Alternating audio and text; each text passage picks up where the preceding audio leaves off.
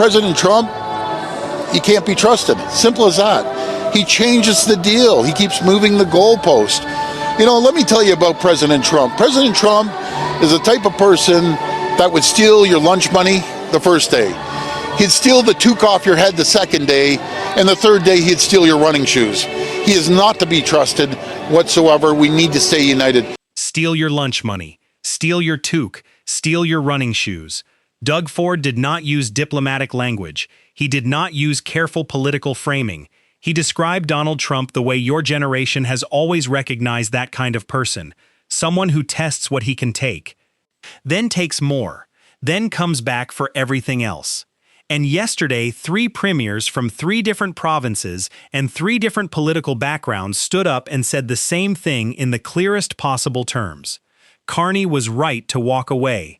The deal was bad. And Canada will not be bullied into accepting terms designed not to create a fair partnership, but to lock this country into permanent dependency. Doug Ford from Ontario, David Eby from British Columbia, Wab Kinew from Manitoba. 3 voices, 1 message. Canada is united, and Trump miscalculated badly. Subscribe to Canada Point right now because tonight we are breaking down the most powerful display of Team Canada solidarity since this trade war began. Let us start with Doug Ford, because his statement today was not just emotional, it was specific, it was backed by numbers, and it delivered an economic argument that every American consumer should hear. Ford confirmed he was in contact with Carney throughout the previous day, right up to nearly midnight, when the Prime Minister called to tell him the talks had collapsed. His verdict on the deal that was almost signed was immediate and unequivocal.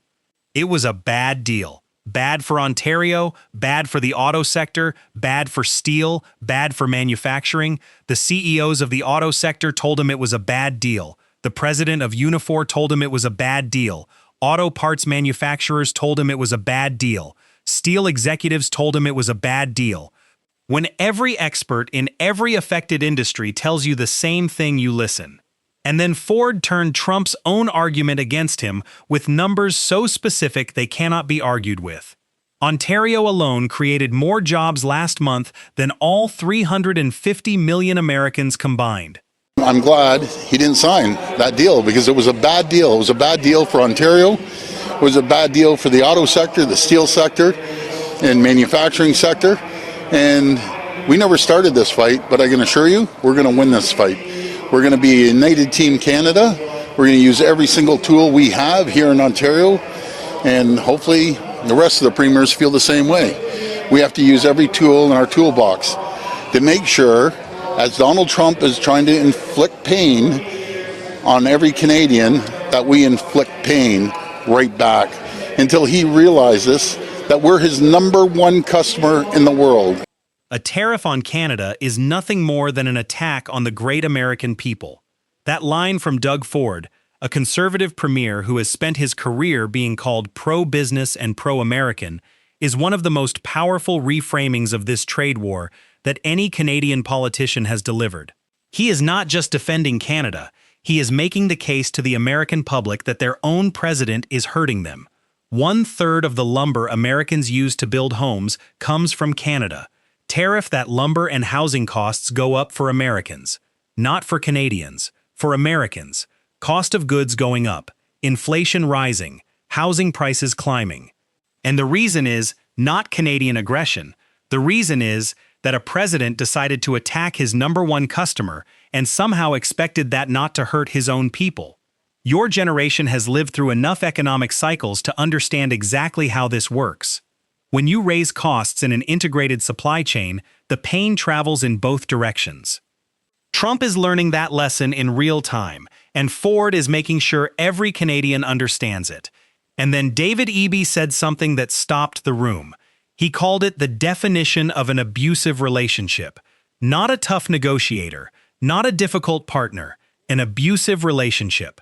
The Americans want all the benefits of what Canada provides: the critical minerals, the energy, the lumber, the manufacturing capacity, while simultaneously attacking Canadian workers, threatening to annex Canadian territory, telling Canada who it can trade with, and imposing tariffs that violate a trade agreement. America itself negotiated and signed. You cannot have all the benefits of a relationship while also running down your partner, threatening to take them over and attacking their livelihood. That is the definition of an abusive relationship. And Eby said Canada's only rational response is the same response any person in that situation should eventually make. Stand on your own 2 feet. Find other partners. Stop accepting the premise that you have no choice but to stay. The suggestion that Canada would not trade with other countries or reduce our trade with other countries because the Americans tell us to would reduce us to the economic equivalent of the 51st state. It was never acceptable to Canadians, and the Prime Minister and his team rightly walked away from any suggestion that we would agree to that. In fact, as Canadians and as British Columbians, what we need to do is the complete opposite, and it's what we've been doing since this started. And even before then, we've been diversifying our markets. We've been doing trade missions to other countries, opening trade offices, finding countries that want to trade with us because British Columbia and Canada has, in the Prime Minister's words, what the world wants. We're proud of that in British Columbia. And it is how our province has been able to grow despite a full frontal attack from our closest trading partner and, up until this point, our closest ally in the world. I have shared with the Prime Minister my commitment to the national project that we are on behalf of British Columbians, that British Columbians will stand strong with Canada, that we will do our part, that we understand our advantages in terms of our geographic positioning, the resources we have, and our people, and that we will use this to the advantage of the entire country to ensure that we weather this moment. It is clear that the current U.S. administration cannot be trusted. You just can't trust Trump. Even if an agreement had been signed, how long would it have lasted? For long-term economic security for British Columbians and Canadians, we have to strike out on our own. We have to stand on our own 2 feet. That was as true 2 years ago when this unfair economic attack was launched on us by the United States as it is today. The economic equivalent of the 51st state. That phrase from Eby deserves to sit with every Canadian for a moment, because what he is describing is not a trade dispute.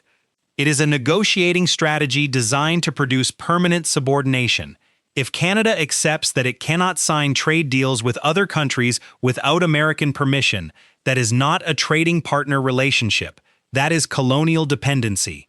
If Canada accepts that it must ask Washington before deciding who else it does business with, that is not sovereignty. That is the 51st state in everything but name. And Eby pointed out something your generation will recognize immediately. Even if Canada had signed a deal under those terms, how long would it have lasted? We have already watched Trump violate CUSMA repeatedly. We have watched the rationale for tariffs change from fentanyl to wildfire smoke to a Ronald Reagan advertisement. A signature from this administration written in pencil is not a binding agreement. It is the beginning of the next round of demands. No deal is better than a bad deal, and a deal that surrenders Canadian sovereignty is the worst deal of all. And then Wab Kinew delivered the statement that cuts to the heart of what this moment actually means. History will not be kind to Donald Trump. Not a policy argument, not an economic calculation. A moral verdict delivered with the quiet confidence of someone who has thought carefully about what happens when leaders choose appeasement over principle. Kinew made it personal to Manitoba. The Americans wanted to tariff heavy vehicles. Manitoba manufactures heavy vehicles. There is a steel plant in Selkirk. The deal that was almost signed would have hurt his province directly, and he was glad it did not happen. But he went further than economics. He said these tariffs come from Trump's need to look macho, that Canadians should never accept it, should never appease it, should always push back. And he turned the cost of living argument directly toward American consumers. Every tariff is a tax on Americans, not on Canadians, on the American families who are already paying more for gas because of the Iran war. more for groceries because of domestic policy failures, and now more for everything else because their president decided to attack his closest neighbor and most important customer. History will not be kind to Donald Trump, so we should never appease him. And we should fight back, which is what Canada is doing today. We can fight back against Donald Trump by buying from Canadian businesses, by supporting Canadian workers, and most importantly, by living up to our Canadian values.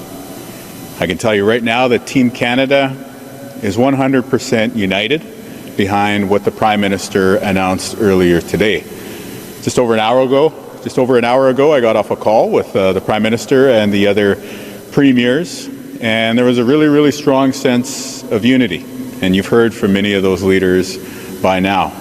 So I just wanted to say very, very clearly, the government of Manitoba is 100% behind the Prime Minister's direction to retaliate against Donald Trump's unjustified and immoral tariffs that are going to make life more expensive yet again for Americans. He's already made life more expensive with previous tariffs and his war in Iran, raising the price of gasoline for all of us. Now, we also support the idea that workers here and companies here in Manitoba and across Canada should not be the ones to bear the brunt. And so we're going to work together with the federal government to ensure that our economy stays strong. That's why just yesterday we're talking about our plans for the Port of Churchill. And in the coming days, you'll see us gathering our U.S. Trade Council, announcing how we'll coordinate with the federal government, and of course, continuing to send a message that buying Canadian, supporting local business, and adhering to our Canadian values is the best way for us to push back. And then Kinew said something that deserves to travel far beyond Canada's borders. He said that even the MAGA hat-wearing American crowd should realize that Trump does not care about the cost of living, that he is out there making let-them-eat-cake comments, that he does not care about the American people, that he only cares about making his family richer. That is a Manitoba premier speaking directly to the American working class that Trump claims to represent. Gas prices higher than ever, grocery costs at records, and now more tariffs that are simply taxes on ordinary Americans who never ask for a trade war with a country they have always considered a friend and a neighbor. Your generation has been around long enough to know what it looks like when a politician performs concern for working people while actually serving the interests of the powerful. And 3 Canadian premiers from 3 very different provinces just said it plainly about the President of the United States. Doug Ford called Trump the lunch money thief, the toque thief, the running shoe thief, someone who cannot be trusted because his nature is to take and take and take until someone stops him. David Eby called the relationship abusive, said Canada has other dance partners, said the booze stays off BC shelves until the lumber tariffs are addressed, said trust cannot be extended to an administration that has broken every agreement it has made. Wab Kinew said, history will not be kind, said appeasement is never the answer, said the red maple leaf is stronger than the guy with the red hat. 3 premiers. 3 provinces. 3 political traditions. 1 message. Canada walked away from a bad deal. Canada will match the tariffs. Canada will support its workers for as long as it takes. And Canada will continue building the alternative relationships, the alternative markets, and the alternative future that make Washington's leverage weaker by the month. Your generation built this country through challenges that made tariff disputes look manageable. You know what national unity actually feels like when it is real and not performed. When leaders from different parties and different regions show up at the same moment and say the same thing because they actually mean it. Today that happened. And Donald Trump is discovering that the country he thought he could bully into submission has premiers who will stand in front of cameras and say plainly, "We know who you are, and we are not afraid of you." Subscribe to Canada Point for honest analysis of every development in this trade war. Turn on notifications and we will see you in the next one.